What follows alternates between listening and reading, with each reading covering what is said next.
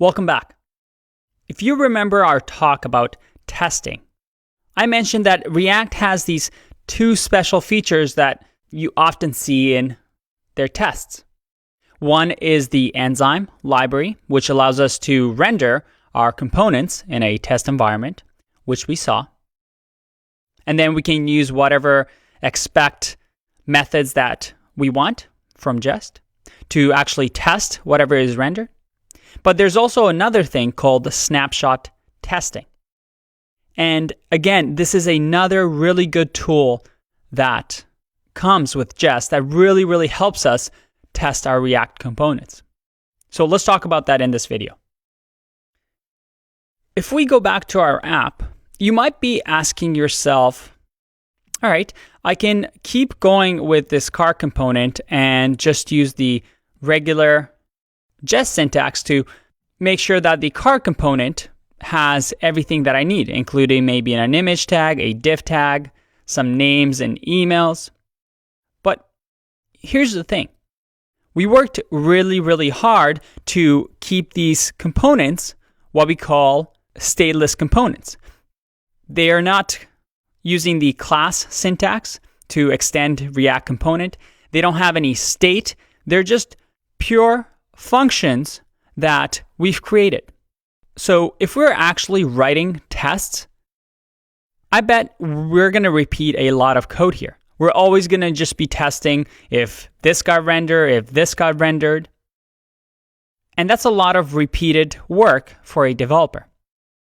Well, Jest realized that this would be a lot of redundant, wasted time.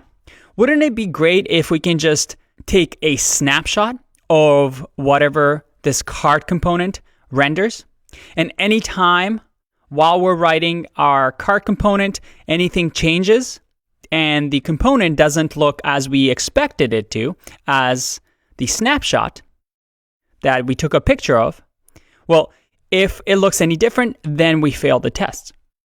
That's what snapshot testing is. And it's really easy. Let me demonstrate and you'll see how simple it is. Let's go back to our card test here.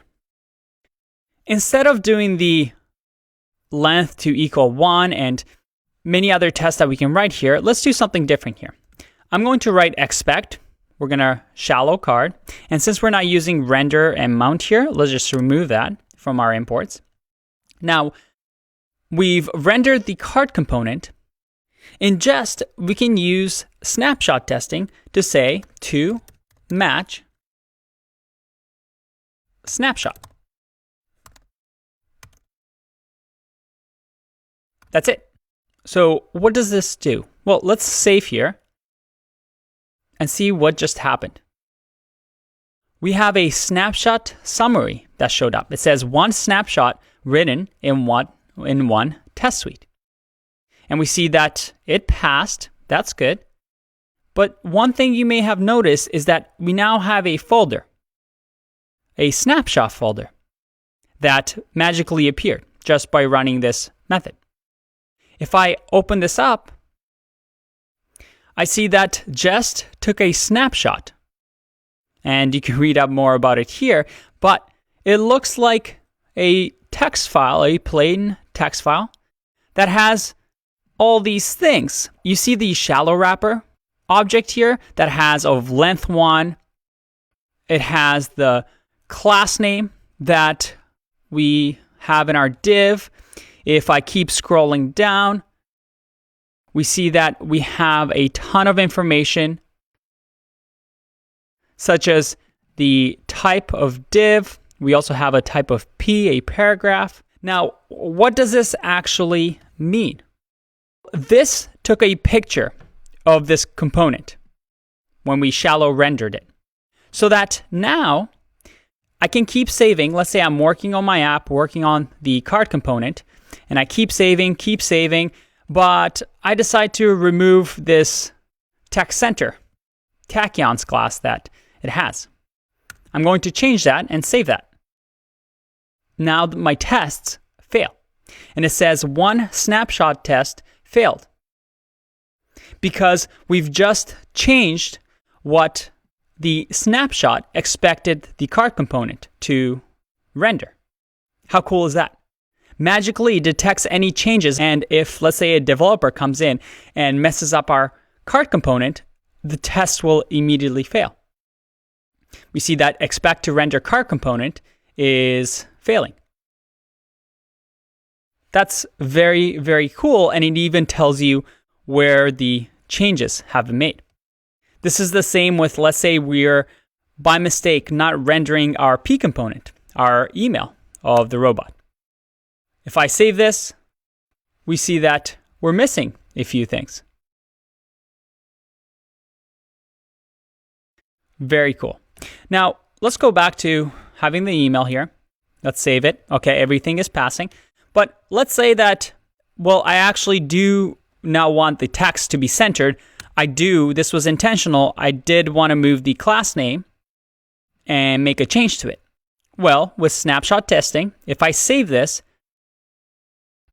we see that we have press W to show more. I'm going to press the W key. And here, we see that we have the option of pressing U to update the failing snapshots. If I press U here, it's going to take another snapshot, and it's going to say, yes, I made this intentionally, take another snapshot and use that as the reference. So I'm going to say U, and there you go. My snapshot is now updated. And if I go back to the way I had it before, it's not going to fail because it's expecting a different snapshot. The snapshot was just updated in here.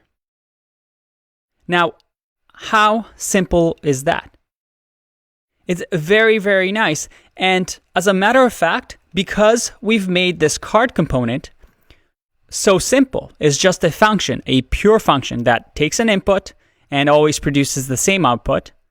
By just using the snapshot testing, we don't really need to test anymore.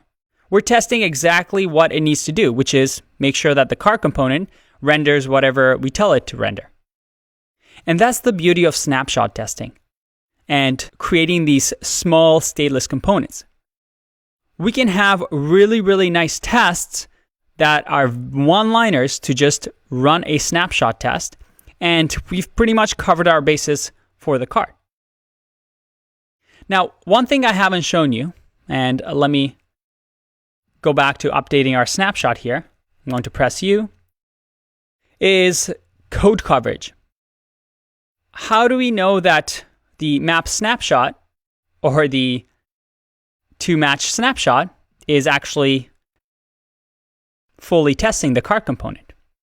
Well, I can run npm test space coverage, and it's going to show me a coverage report. And let me make this a little bit bigger so we can see. Look at that. We have absolutely zero tests other than perhaps the setup test.js, but that's because we're not doing anything in that file. So there's not much to test there. But if we look at card component, even though all the other components have just 0% test coverage, card component now has 100% code coverage. How cool is that? One simple line, and we've covered our bases with the card component. Again, I'm going to keep saying this throughout these videos, but writing tests shouldn't be complicated. Try to structure your application in a way that writing tests are really, really simple. And the way you do that is by writing these pure functions that keep things simple, and you don't have these massive functions that do a ton of things that become harder and harder to test with more lines of code. All right, that's it for now. Let's keep writing some more tests in the next video. Bye-bye.